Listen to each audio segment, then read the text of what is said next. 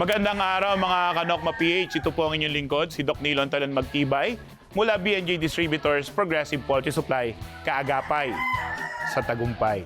So mga kaibigan, kumusta po kayo? Sana po ay lagi niyong sinusubaybayan ang ating Nokma PH. At sana marami po tayo napupulot ng mga kalaman na makakatulong sa ating pagmamanukan. Ito na, nag-breeding na tayo, tapos ngayon nagha-hatching na tayo. Minomonitor na natin yung incubators natin, di ba? At doon sa mga lugar na mahihina ang kuryente, you should have the power supply, no? Para hindi pa fluctuate yung temperatura or yung supply ng kuryente. Kasi once na nag-fluctuate po ang supply ng kuryente, babagsak po yung temperatura, hindi po maa-attain ng incubator natin na ibigay yung tamang init, doon na po magkakaproblema yung mga itlog and baka hindi mapisa or mamatay yung mga similya. So yun, namimisa na, 19 days, nag-pre-king na sila, 20 days, lumalabas na sila, 21 days, nakalabas na, and then nagpapatuyo na lang sila ng katawan.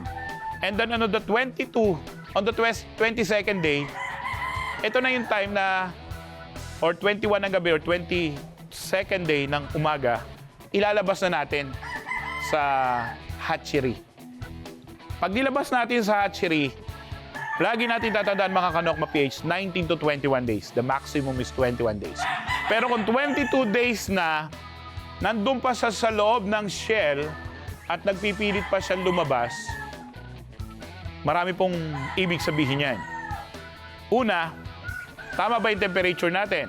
Pero kung majority, 80% nung iniload natin is napisa na, and ito yung mga itlog na naiwan na hindi siya nakalabas, nag-pre-king siya, may iba pang problema yan. It's either yung mga materials natin are weak na, overused na, more than 2 months, 3 months na nating ginagamit yung mga materials natin without even giving them the maintenance. That is why stallion is very important kapag nagbe-breeding. Because this will help them to improve their appetite. Once na magandang appetite nila sa pagkain, mai-intake nila yung mga pinapakain natin, hindi babagsak yung katawan. Hindi sila magpuproduce na mahinang itlog. So with the help of stallion, folic acid and biotin, and of course yung Vitacell natin, and deworm them. Okay? Sa sisiw pa lang mga Kanokma PH, malalaman ho nyo kung good quality pa yung breeding nyo, yung sisiw nyo.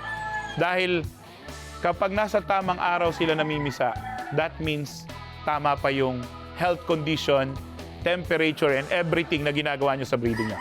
Pero kapag delayed na siya ng 20 to 23 days, in our experience, kahit buksan ko yan, tulungan ko yan, weak side na to. And once you apply vaccination, magsisimula na to ma-degrade, babagsak na to. And then ito na, inilabas natin 21 days. Dito na ho papasok yung markings.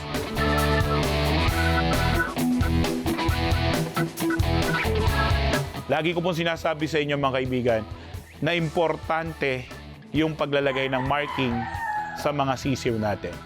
Before we start breeding, inialagay natin sa mga breeding pens natin yung mga materials natin. Maybe it's sweater, kelso, roundhead, butcher, or anumang bloodlines ang gusto natin. Mga Kanokma PH, lagyan natin ng marking. It's either right nose, left nose, double nose. We have the right in, left in, double left, in, out and out, double left, right in. Ang daming markings. Sir, mga kaibigan, gawin po natin ito.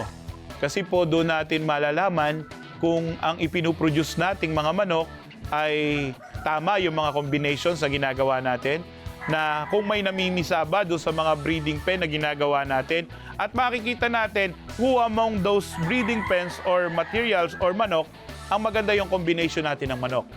Yung right nose mo, maganda pala yung sweater, maganda pala yung cross sa yung sweater mo sa roundhead or sweater sa hatch. So, mag-marking ho tayo.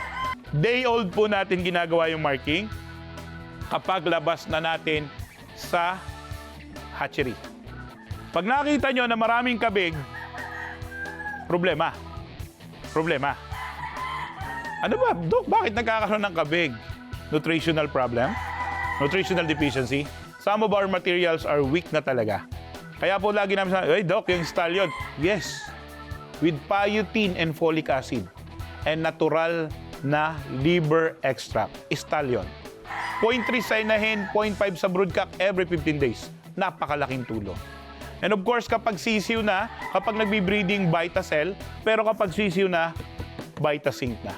Okay, nag-marking tayo. Humidity is important. I-check nyo po yung humidity lagi. Ba't, Dok? Ano ba? Wala kaming humidifier, wala kaming hygrometer.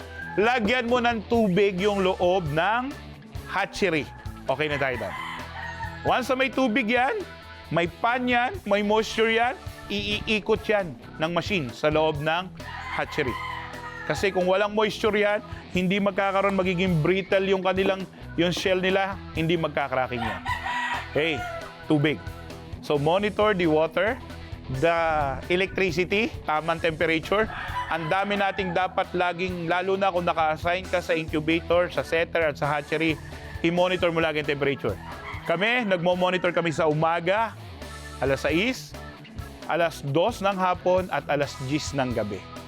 Lalo na ngayong umiinit sa mga lugar na mainit, wow, 1 to 2 degree or tumataas talaga yan. Malaking pagkakaiba yan.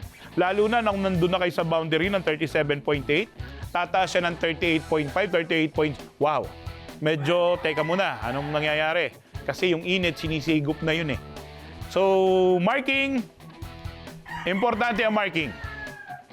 Para matrace up natin kung anong mga linyada, anong mga bloodlines ang mga dapat nating, ang mga biniread natin. Hindi po pwedeng walang marking. At ayaw din pumayag ng mga associations na no mark kapag nagwi-wing banding sila. Ito din dito, ma-identify natin kung sino yung magagaling mong bloodline, sino yung late maturing mong manok, sino yung early maturing mo, sino yung palaban mo sa stag derby, and sino yung pwede mong pagulangin para sa cock derby mo gagamitin. Yun po yung sineserve ng purpose ng pagmamarking. Importante yung pagmamarking, lalo na kung may mga cut dito sa paa, may mga toe puncher tayo. Napaka-importante ho niyan. Bawat breeders, you have your own secret marking na kayo lang ang nakakalam ng bloodlines, but as per NOCMA PH, mag-marking po kayo. Doc, backyard lang kami. No, huwag kayong backyard lang kami. Small scale kami, pero eventually, lalaki na rin po yung manukan natin. Huwag kayong mag-alala. Kaagapay niyo po kami sa tagumpay niyo sa pagmamanukan. Kaya dito po sa NOCMA PH, gagawin po natin ang mga pagre-research para po ma-share namin sa inyo at kapulutan nyo ng aral.